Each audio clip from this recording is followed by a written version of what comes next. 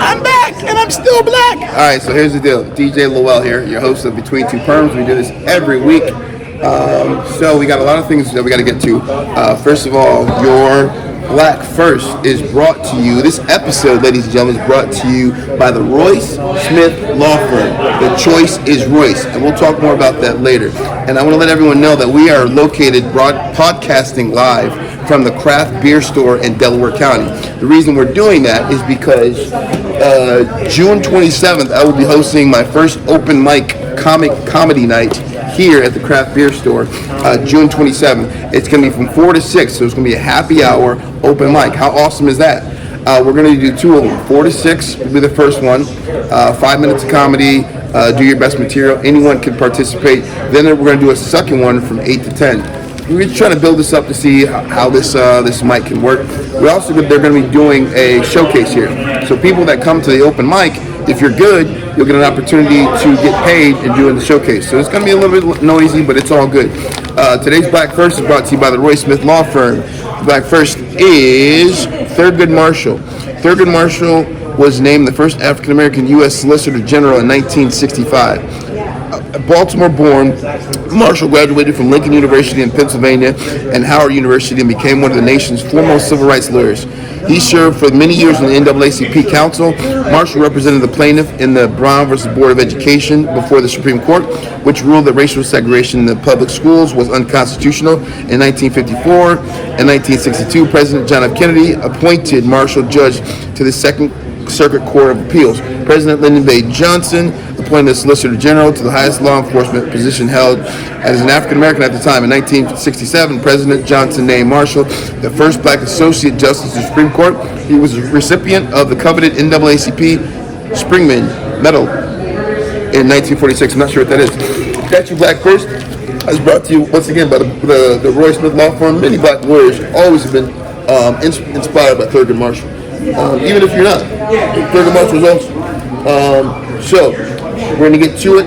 We're going to be located on this podcast is going to be picked up by Helium Radio once a week. It's going to be published on Helium Radio. I'm saying Helium Radio because I'll be at Helium July 14th for Philly's Funniest. Hit me up for tickets. And then we're competing in the social media showdown from Helium. There's another Helium. There's a lot of Helium going on. We're going to be walking around here with a lot of Helium. We are very, very proud of the fact that I finally graduated from comedy college. There's my diploma. Yay! I graduated from comedy college. This is a master's degree in comedy business. Scott Dickers, who's the founder of The Onion, fantastic course. I would recommend anyone take it if you want to get into comedy. It's very, very affordable. He gives you several different ways of how you can be successful and financially successful doing comedy.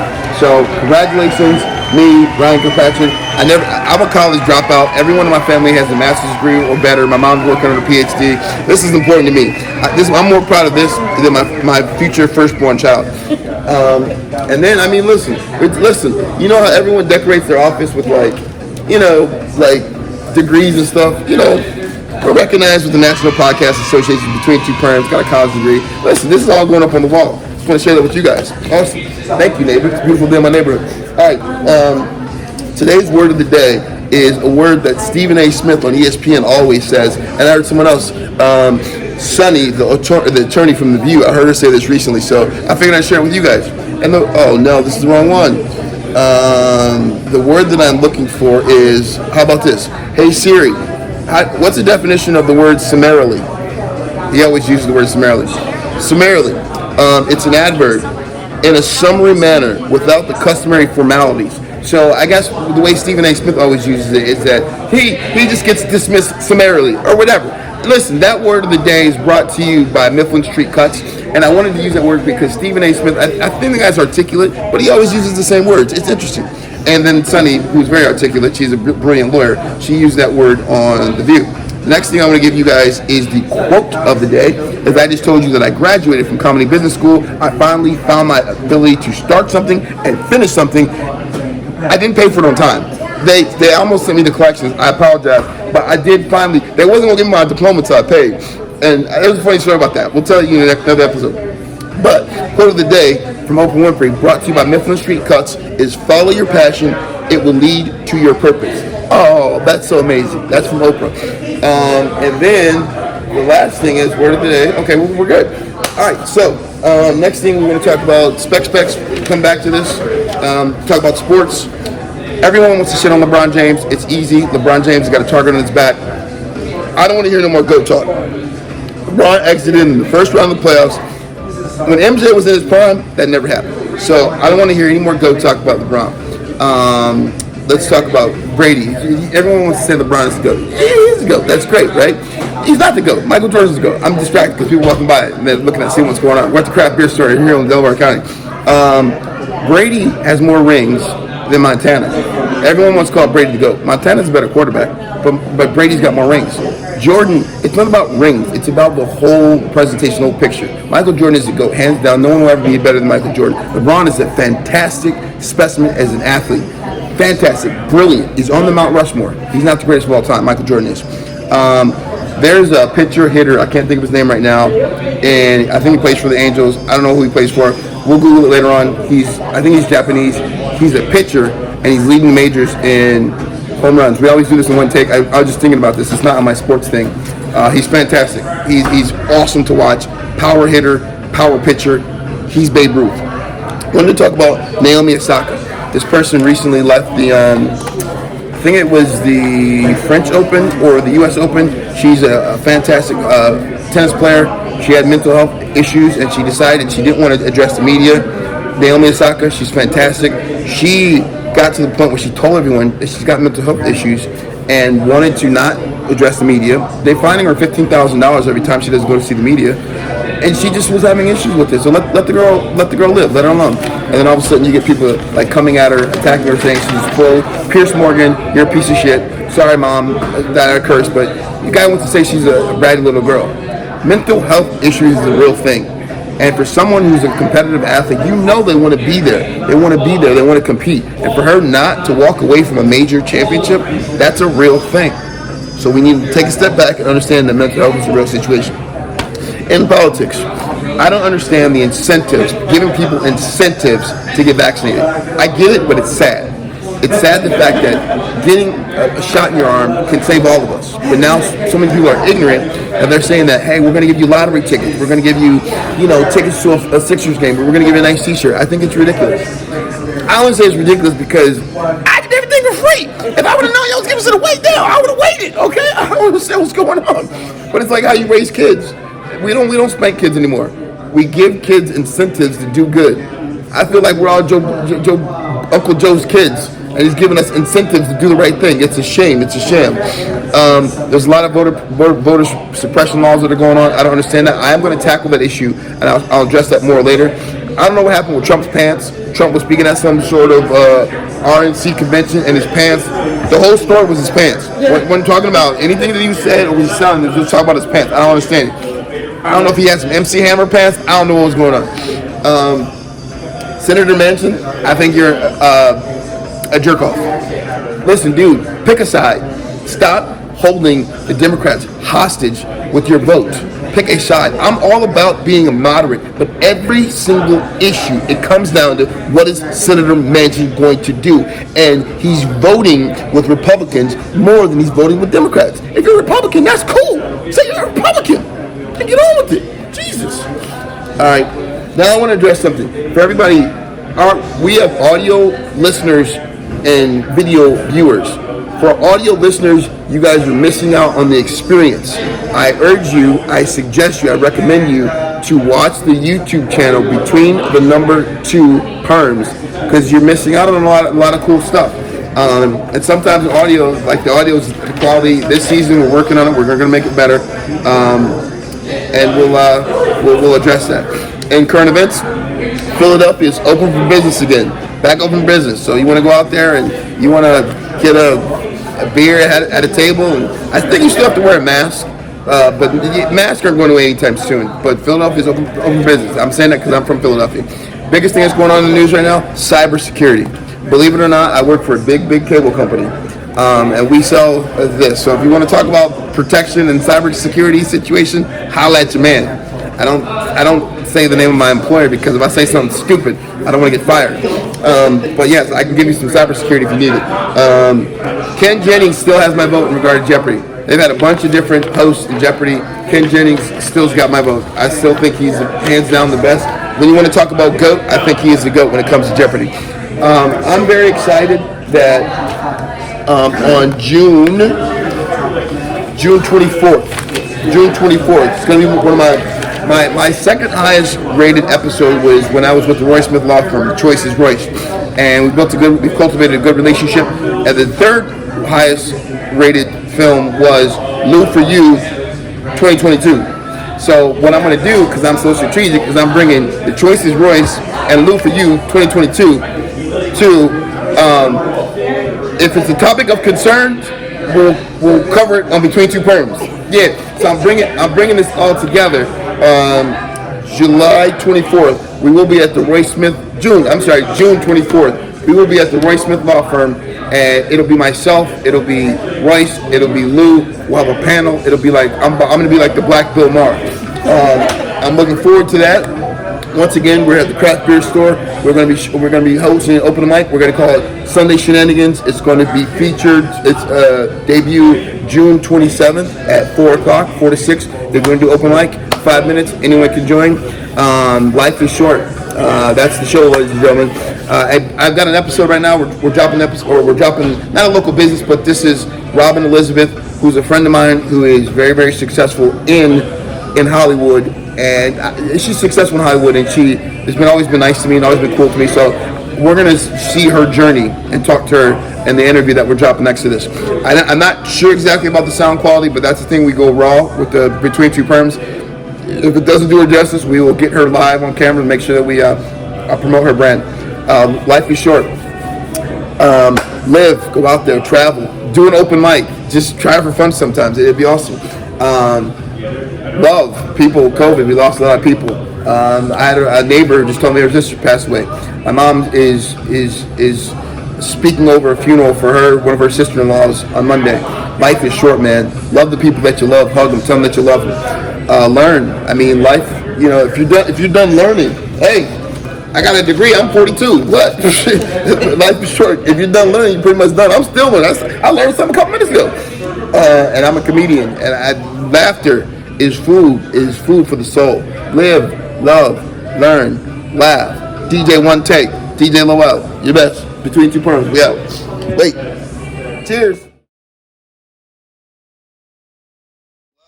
Well, we got another episode of Between Two Perms. Everybody knows the blue one, her name is Michelle, we call her Shelly. The green one, her name is Lucinda, we call her Lucy. We got a special treat for you guys today. Typically, we do these shows, we interview local businesses, and we always like to reach out to people that we worked with before. Today, we've got a very, very special treat for you. Robin Fitzgerald is going to be our guest today, and we're excited. So, Robin, first of all, let everyone know, where are you located at?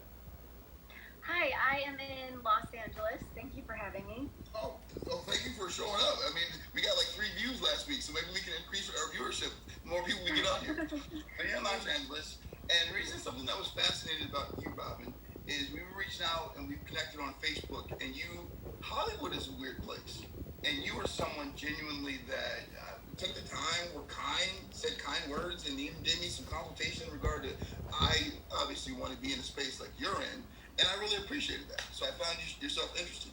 So you are an actress, Robin? Yes.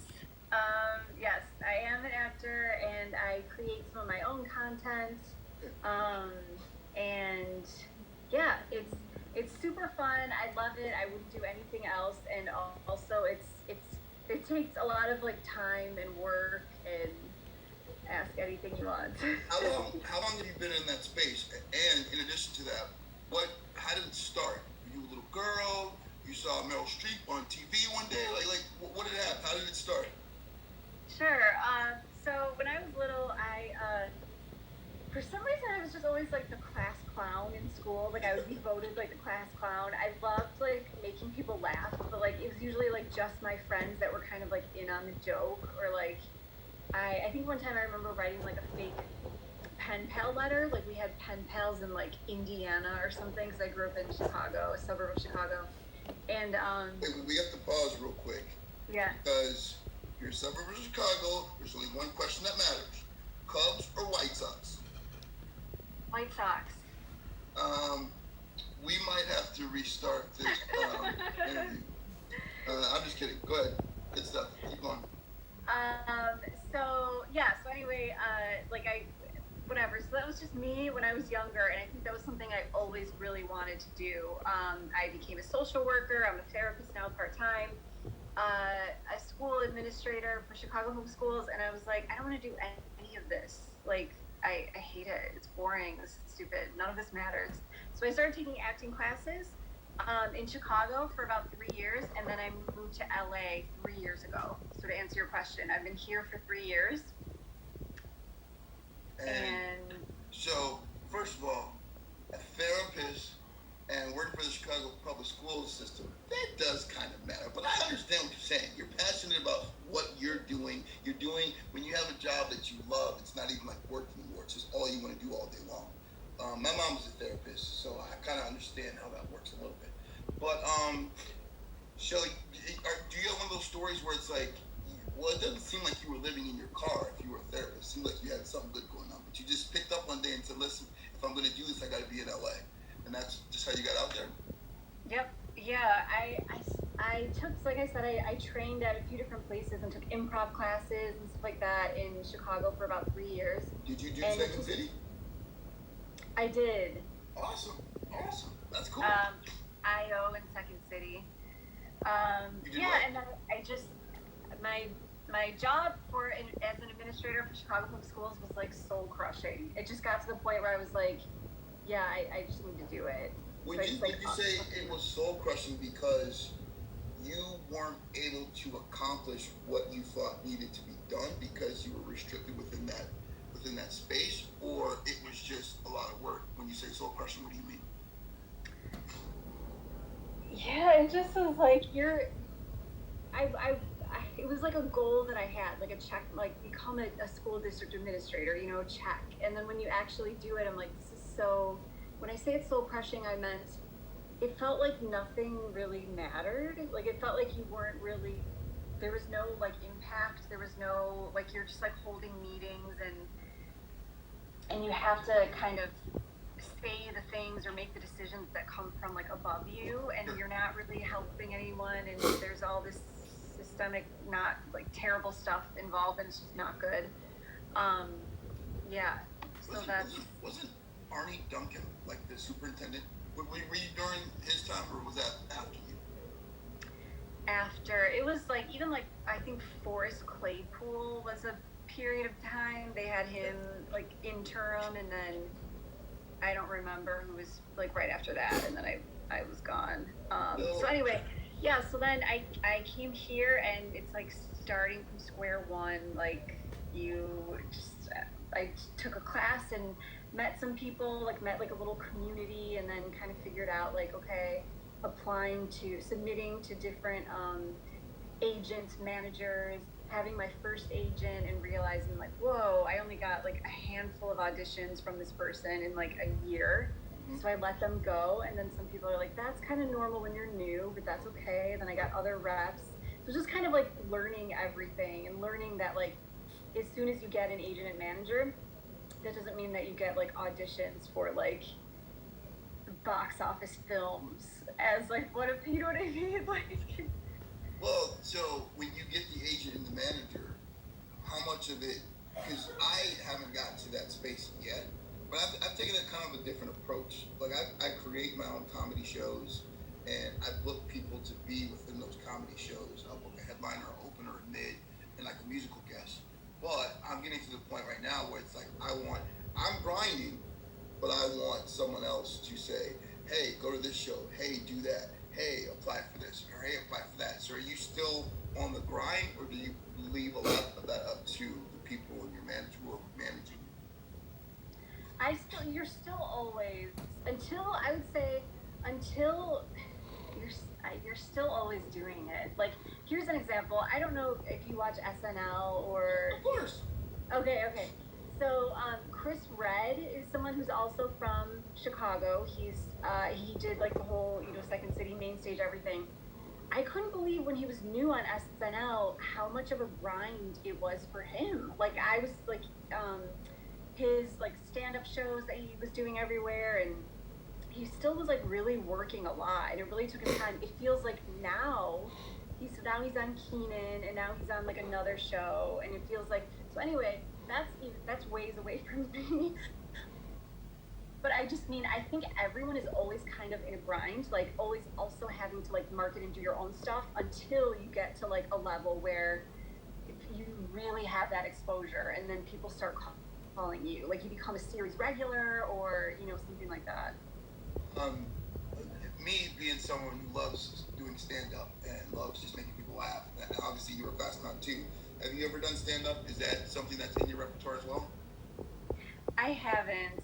I know it's something that I keep getting over and over. People are like, you should do it, you should do it. I'm like, I don't know. I really like creating content and acting, and I like the filmmaking process. But someday, at some point in time, just to do it, maybe I will. Well, it's funny because for me, I was hosting trivia shows here in Philadelphia, and I'd done that for like 5 or 6 years. And then some of my friends were like, dude, you should try stand-up. And I'm like, dude, that's like the hardest thing ever. Like, but then I would see that people were organically laughing at the shows, and I'm like, let's see if we can get paid for these giggles. And so then I went out, I fell on my face so many times. I took a comedy class, comedy business school with Scott Dickers, who founded The Onion. He has a comedy business school. I did that. It was fascinating. He gave me several different ways. That wasn't anything learning about doing stand-up.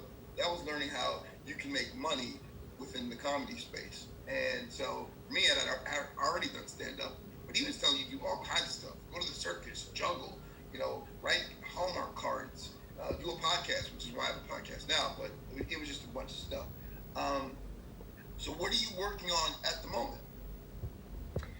So I'm working on a pilot based on when I was a school administrator. That's a comedy that kind of takes like office-ish, deep-ish concept of like the staff like just being kind of incompetent, just like in all of our own ways. So I'm working on that. I also have on YouTube I have a show, Fits and Friends, and I got like halfway through my second season, and I do still want to finish that. So I'm finishing that. Those are like between 5 and 10 minute like little sketches on my YouTube channel. So I'm finishing the season of that. A couple more episodes. Can you real quick drop your YouTube channel right here? Yeah, it's Robin Fitzgerald, and there's a little picture of me, a little headshot of me in the corner. Hey, we want everybody to check it out. Yeah, and it's the intro is animated, but it's not animated, so you just get through the 20-second intro, and they're like 5 to 10 minute sketches. So there's that. I'm gonna do a few more episodes to finish out the second season, and then working on fine-tuning this pilot, and that's the next bigger thing that I want to get out there. And in the meantime, auditions and commercials, and I think that was sorry to interrupt you, but I think that was the first thing that caught my attention. I think it was like a Hulu ad or something that you posted, like, "Hey, I got this ad." What was that like? It was fun. It was. I'm trying to think. So even like the year before that, I got cast by this company, Exit 14 Productions, and I did a commercial for them where I was like a young mom who was like leaking after having 3 kids. So it was like the plumber comes to the door and he's like, I'm here to fix a leak. It's like, oh, my leak, no. It's a little funnier than I just described it. But it's one of those things. It sounds funny to me already. And then they cast me in their just this recent, kind of like March Madness, feel good foods thing, yeah. Of all the things that you've done, what would you say is up to now, is your proudest accomplishment?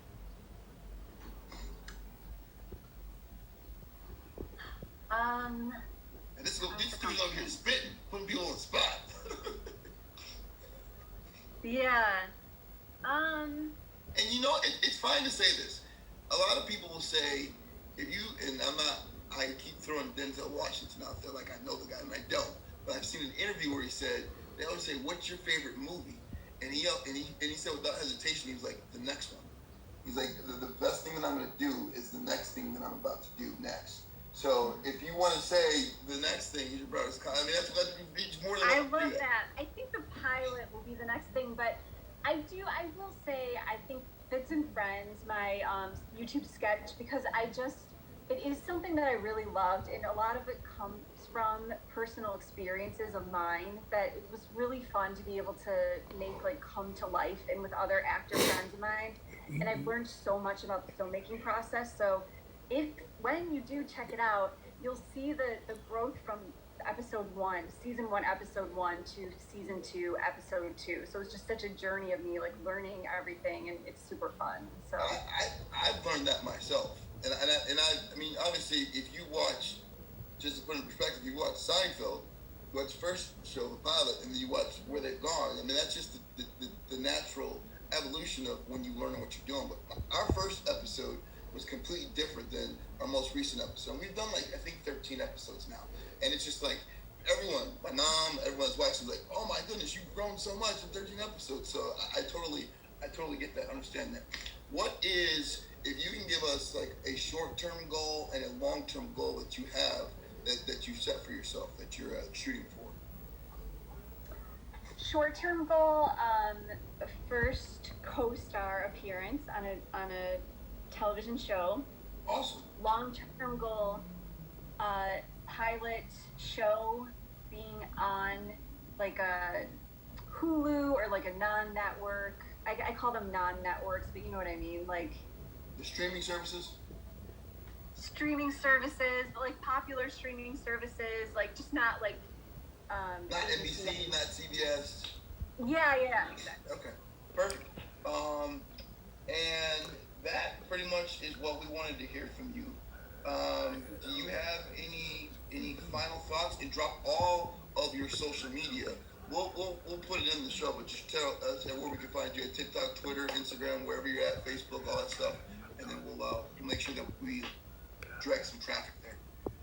Great, thank you for having me. My Facebook is just Robin Elizabeth, Okay. and my Instagram is robinelizabeth.13. Very specific about that dot. Very specific. Don't forget the dot. Don't forget. I was writing it down as I was sending you the link, but don't forget that dot. It's important. And I think that's it. I have a Fits and Friends Twitter. I don't use it that often. There's so many of these platforms you have to be on, and it's just like it's all over the place. I mean, if you want to, that's the thing about what it is that you do. If you want to get out there, you got to put yourself out there on all these platforms. First, it was like MySpace is great, Facebook's great. Oh, you got to get an Instagram. Now TikTok is the next thing. It's like, stop it, no. I know. I can't. Just last night, a friend of mine was like, "Why don't you do videos for TikTok?" I'm like, I don't want to do another thing and have time to like work and create and just exercise and take care of myself. Living the whole life. All right. Well, it's been a pleasure. I will continue to follow your journey. I appreciate all that you do. If there's anything that we can do for you, let us know, and we'll be in touch very, very, very soon. Everybody, we always like to end our show with this. Life is short. Live life to the fullest, because life is very short. Love the people that you love. COVID can take someone tomorrow, or whatever the case may is. Whoever you love, hug them, tell them you love them. Live, love, learn. If you're done learning, you're pretty much done. And from a comedian, live, love, learn, laugh. That's it. One take. You're the best. Thank you. I love that. Thank you so much.